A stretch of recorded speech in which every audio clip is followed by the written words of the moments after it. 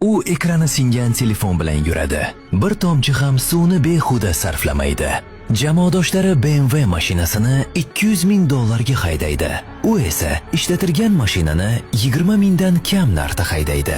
U juda kamtar yashaydi, lekin o'z shahrida tibbiyot markazi qurish uchun $5 million sarflagan. Bu uning yillik maoshining yarmi edi.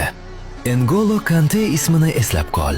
Kam odam biladi. U otasini 11 yoshida yo'qotgan. Ko'pchilik uning 9 ta aka-ukasi borligini biladi va kam odam biladiki, Kante bir paytlar chiqindilarni yig'gan, keyin esa Messini o'yindan o'chirib qo'ygan.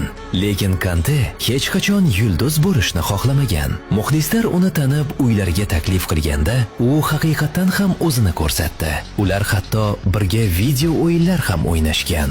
Jahon chempionatida g'alaba qozongach, hamma kubok bilan suratga tushishga shoshildi.